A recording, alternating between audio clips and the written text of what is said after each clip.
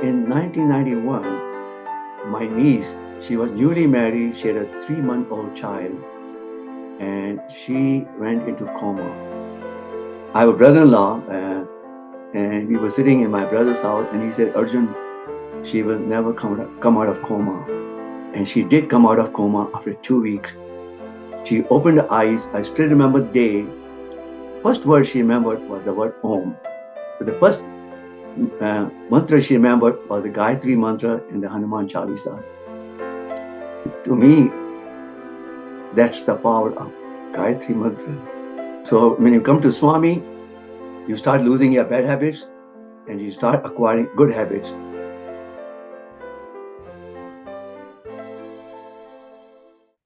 Sairam, dear listeners, welcome to Sai Soul 100. Our guest today is Brother Arjun Chawla, who's joining us from Marston, New Jersey. He attends the Sri Satya Sai Center of Cherry Hill in New Jersey. Sairam, uncle, welcome to Sai Soul 100. Sairam Prabha, nice to see you. Sairam, thank you. Please share your story. I really feel honored to talk about Swami because he has been everything to me ever since he entered our life. I'm one of the 8 children. My parents were very spiritual parents. I was lucky to be born in a spiritual family. And my parents had to migrate from what is now called Pakistan to India. And so my father had to start from scratch. I believe my grandfather passed away when my father was only 11 years old. And my father started working at the age of 16. So when he came to Mumbai, migrated to Mumbai, he had to start from scratch. So we were living in I would say, a middle class or lower middle class family in India. And I was the fourth born uh, child. And even at the young age, at the age of 15, I see my father struggle to make 2 ends meet. He always got my pocket money, 40 rupees, uh, either at the beginning of the month or end of the month. But I always got my pocket money. He never skipped any, payment to me. So I always had a desire to be a firstborn, so So that you were the fourth born, right? I was a fourth born. I wanted to be a firstborn so I could help my family. So I had this nice desire, which, and I was in a spiritual family. I was not, spiritual, but, we followed Swami's teaching without knowing Swami. So anyway, so I had to work hard and I became an engineer because in India, to move ahead in life, you had to be either an engineer or a doctor or lawyer in those days. So I became an engineer, and then I, when I found some people from my college who were going to USA, I said, I want to go to USA so that I could make money and support my family. So since I had a good desire, Swami helped me do that. And I came to this country with 227 rupees in my pocket. And my dad had to take a loan of 2,000 rupees uh, from KC College, which converted into 227 rupees. And then I got a ticket from Air India, fly now, pay later. So we had to pay in, I think, 4 years. So my father paid off everything. Anyway, moving forward, after my father passed away, we bought a house in late 70s, and I decided to sponsor my family. And my mother came to this country in end of 1979. She was like almost 60 years old. And in India, what you do is you just walk down from your house, from your flat, and there's a temple right next door. So you go to a temple. So here, my mother, it was the second migration for her. The first migration was from Pakistan to India, which was very difficult. The second migration was much easier from India to USA, but she felt she was in a golden cage because she was there and my wife had little kids, so she couldn't do anything. So she basically had to sit out in the porch. And luckily, across the street from us, we had a nice lady, and who my mother started treating her like her own daughter. And she said, Mummy, kirtan chal raha hai. Some kirtans are going on, some bhajans are going on. Do you want to go for bhajans? And her husband, Mr. Vishweshwar Rao, was a colleague of Amitabh Ghosh. And so Amitabh Ghosh introduced, of course, Mr. Rao did not go to bhajans, but his wife, Kusuma Rao was started going to bhajans, and my mom would go with her.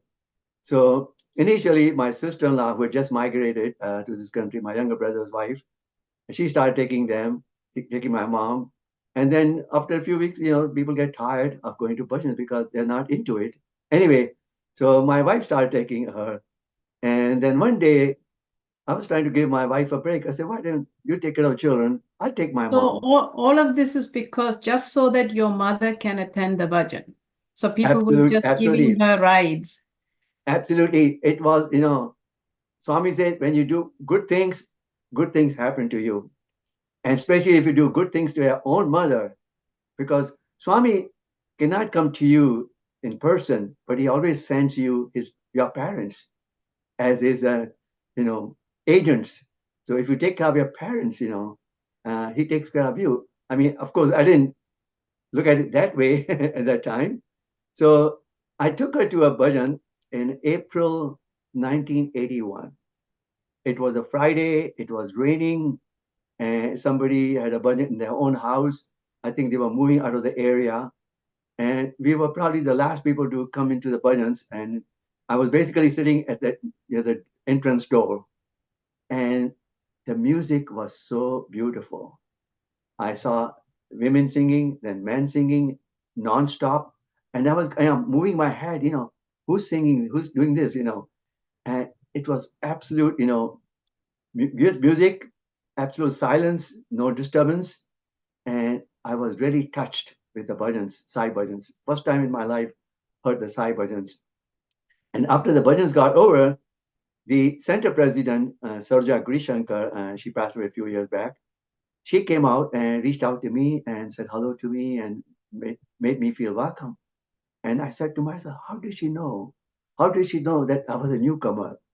I mean, I was really touched. So she said, please come to our center. We meet on, I think they used to meet on Fridays and they had Balvikas on Sunday morning. Bring your daughter to Balvikas SSC. She will get confidence. So, I mean, I didn't know what to do of it, but I said, okay.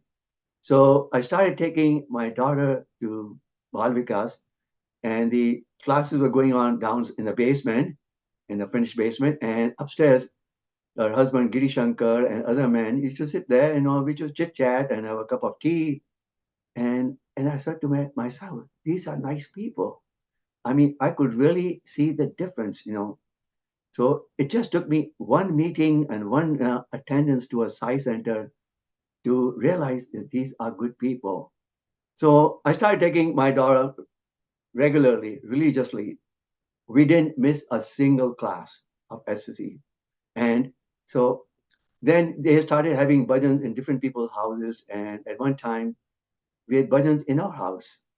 So in those days, we didn't have a thought of the day. We didn't have Radio Sai. So what we used to do, and this is what we learned from Saroja Grishankar, is on a blackboard, we would take a chalk and put the quote of the day. And so as I became introduced to Swami's teachings, I went to Puttaparthi in I think 1981. We went to Puttaparthi in January, first time. I bought a lot of Satya Sai Speaks. I bought several volumes and I started reading them, and I wanted to find out a nice quote about 3 or 4 lines long. And I just kept on reading, reading, reading. 1 o'clock at night, 2 o'clock at night. I did find the quotes and did do that. And suddenly it dawned on me that this is the voice of the avatar. When I first went to the center, I had a lot of respect for Swami, but I had not accepted him as God. To me, to us Hindus, God is somewhere up there, 10,000 years back, 100,000 years back. We didn't have the vision that God can now be on earth as a human being. So that was a big change for me. It took me 6 months to accept him as an avatar. And then I started going to the Seva program. Our friend Ghanshyam Bhai Patel, he still does that. Started going to Trenton Soup Kitchen and seeing all the Sai devotees start from scratch and make a meal for some 400 people. And the look in the eyes of these people, the way they used to say thank you to you, I literally had tears in my eyes. Then I understood the meaning of Narayan Seva. I mean, we had never done that Narayan Seva in India. I had gone to some satsang with my parents, but we never had that feeling. And then I said, Swami has the best formula. I mean, Swami introduced me to his organization through SSC. Then he got me involved with the devotion part, the bhajans, the melody, and then the seva. Now, what was missing at that time was a study circle. And then moving fast forward, we used to read some pages from Prema Vayani and chit chat, but we really didn't have a good study circle format. And I remember in 2010, I think it was Ninth World Conference, and they had 9 workshops. The first workshop was the Ideal Sai Center. This was held in Puttaparthi, and there were people from all over the world and from our center. And then we started, doing a better study circle. And then, Swami brings a lot of people to our center. So right now, all our officers are young devotees, and they have so much energy. And literally everyone in our center who attends study circle has been able to facilitate a study circle topic. Swami says study circle is like looking at the prism from different angles, and then you really know what it looks like. So to me, the biggest miracle is not Swami materializing vibhuti, giving somebody a ring, or giving somebody an interview, is the transformation through his teachings. So to me, I never wanted an interview. I just wanted an interview. My first letter that I wrote Swami was, Swami, I pray that your name should always be on my lips. And Swami has granted to me that a boon. So to me, I feel fully satisfied that, it's Swami's teaching that mean the most to me. I mean, I can go on and on. Swami says, this is the organization I give in my name, and this is my life breath. Unlucky are those who have left this organization. So to me, being part of a Sai Center is a very important part of my life. And so started introducing Swami to everybody I could. My brother-in-law started writing Gayatri Mantra. And he used to fill up books after books with Gayatri Mantra. And then in 1991, my niece, she was newly married. She had a 3-month-old child, and she went into coma. And I was in England on a business trip, and I don't know how my wife found out my phone number. Anyway, and I cried and cried in front of Swami at night. That's the closest I felt Swami to me, okay? And when I came back, she was still in coma, and I have a brother-in-law, Dr. Sunil Rajani, and we were sitting in my brother's house, and he said, Arjun, she will never come out of coma. She's been in coma for 2 weeks. I said, Sunil, what do you know? You have to keep on praying to Swami. And she did come out of coma after 2 weeks. She opened her eyes. I still remember the day. She didn't know it was night or day. It was night at that time. She didn't know I was there with my wife. She recognized me as an uncle, but she didn't know I was married. She didn't know whether she was eating chapati or rice. But of course, she started remembering all that. The first word she remembered was the word Om. So the first mantra she remembered was the Gayatri Mantra and the Hanuman Chalisa. To me, that's the power of Gayatri Mantra. So when you come to Swami, you start losing your bad habits and you start acquiring good habits. So for me, Gayatri Mantra is my strength. Whatever I have is because of Gayatri Mantra. I start the day with Gayatri Mantra. I end the day with Gayatri Mantra. When I go to sleep, no matter how good or bad I had my day, I just keep on reciting Gayatri Mantra until I fall asleep. I had a situation, I think it was August 25th, 2013. We had a young adult conference, zonal conference at Camp Green Lane in Pennsylvania, near Lansdale. And only the young adults were invited, along with the guest speaker, and it happened to be Dr. Reddy. And he wanted me to pick him up from the airport and drop him off. So I was so glad to be at that conference. And at the end of the conference, I went to park the car close to the dining hall so that I could pick him up and take him quickly back to the airport. And my car had a sudden acceleration. 4.1 seconds, my car was so much out of control, 360 degrees. It was like eternity. And then it went into a ditch. I didn't even know where the ditch came from. The hood opened up and I was up in the heaven, and I had a near death experience. I was saying goodbye to my family and I was in bliss. Then I started hearing people saying, put him on the floor, put him on the floor, put him on this. I said, who are they talking about? I opened my eyes. I was sitting in a golf cart and everybody's looking at me, staring at me. Doug Gong was looking, are you all right? My daughter Aarti was looking, are you okay? I said, I'm fine, I'm fine. No, you're not fine. You need to go to the hospital. So they took me to the hospital and had terrible pain. And I did recover fully in 3 months. But Swami gave me a second life because there was a purpose and meaning for my life. And that's why, to me, the meaning and purpose of life is a very important topic. And several months back, moving forward, 11 months back, thought of the day was this June 9th, 1970. Thought of the day, the Swami talked about meaning and purpose of life. And I started thinking about it a lot. And a few months before that, my good friend, Bhagya sir, was talking about self-inquiry. And, and that kept on saying, Swami, there's a reason for all this thing. And I really wanted us to facilitate a study circle because we don't realize, this is a temporary residence. There's a beginning and there's an end. And everybody has a beginning and everybody will have an end. And what we do from beginning to end is what's important. And that's what Swami says, that, he's the director of the drama. He has given me a role to play. And I want to play the role the best I can.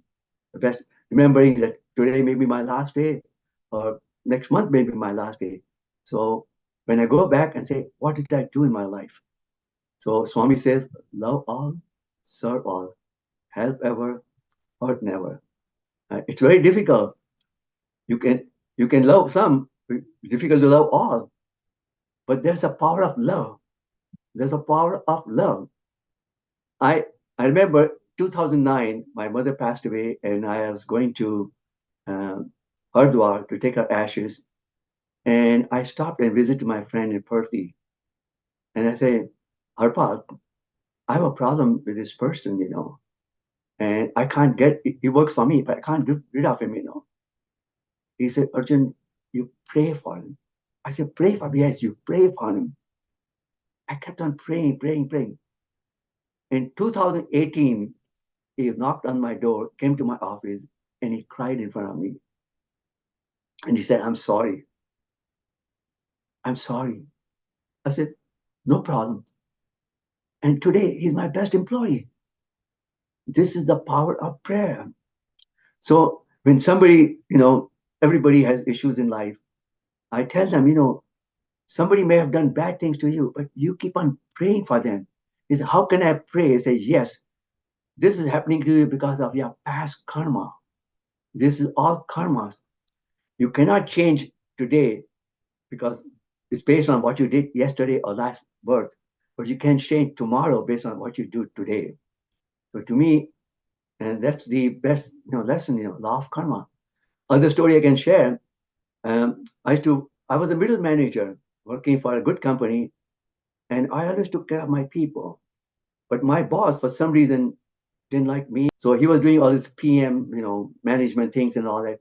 So in the PM class, they say, ask your employee, have a, open dialogue with him and ask him some question and get an answer from him. So he told me, he said, you know what? I don't like you, but I admire what you do. I said, okay, I'm okay with that. He said, what what's so important for you? He say, we don't talk about religion at work, but anything that I do, I make it an offering to my Lord. So I do nothing but the best. And he looked at me, he said, oh, he didn't say a word. So, and then in 1997, I used to bring in work for the company. And I was a middle manager. I had 24 people working for me. So while I was having a meeting with my client in California, I had a big project I won for the company. He took half my people away from my department. We had engineers and designers. He took 12 designers away from my group and put it into electrical department. And one of my employees picked up the phone and called me up at night. He said, you know what? Behind your back, he made this change in your department. It hurt my ego. But you know what? Sometimes your enemies are your best friends because they point you in the right direction. So I'm a chemical engineer by degree. Okay. I couldn't get a job as a chemical engineer, so I took a job as an instrument engineer. And from instrumentation, I went into automation. And when you took designers away, I started focusing more on software. So when I started focusing on software, and in 1999, our company went downhill because of the work ethics among the senior managers. So one of my clients said, you can start your own company. He inspired me. And with the automation knowledge that I had, that my so-called enemy gave me, I started my own company. And in 2004, he was in a different company. He calls me up and he wants to give me a project. And I say, I'm sorry, I'm in India right now. So I had one of my employees go and make a presentation. And we actually got a project. We got a project from him. So he's not my enemy. He was showing me the right direction. So always look at that way. Always look at the silver lining. There's always light at the end of the tunnel. Always think positive. Live in the present. Don't worry about the past. Let bygones be bygones. So yes, you can have some likes and dislikes. So what you don't like, don't think about those people. Sairam uncle, you started with sharing how you came to Swami by serving your mother. And that wasn't even taking your mother to the center at the beginning. Your neighbor did, your sister-in-law did, then your wife did, and at some point they couldn't take your mother, so you decided to take your mother, and that was your time to go and sit at the back, and you were welcomed as a newcomer. And then from that day onwards, your transformation started happening, and Swami just entered your life. What I love is that although you have visited Patti many times and you had seen Swami, your story is not directly the physical form of Swami, but your transformation through the center, the service activities, so life experiences that Swami has given you is the transformation that you've been going through, and it's so wonderful to hear it from that perspective. I also love the fact that through Swami's book, Satya Sai Speaks, is when you recognize that he is Avatar. And you say that it took you 6 months, but 6 months technically is quite a short time actually to recognize that he's Avatar from the moment you entered the center. So it's such a beautiful journey, and it continues, and your connection to Swami is so deep. Very, very grateful to see that. And you mentioned the whole goal is to recognize the purpose of life. And you said it's to love all, serve all, help ever, hurt never. And they are nice quotes, but practicing it is different level in itself. And thank you for sharing your stories in which you were able to practice those messages of Swami. Thank you. Thank you. Sairam, dear listeners, thank you for joining Sai Soul 100 with Brother Arjun Chawla. I am Prabha Swaminathan. Until next time, Jai Sairam.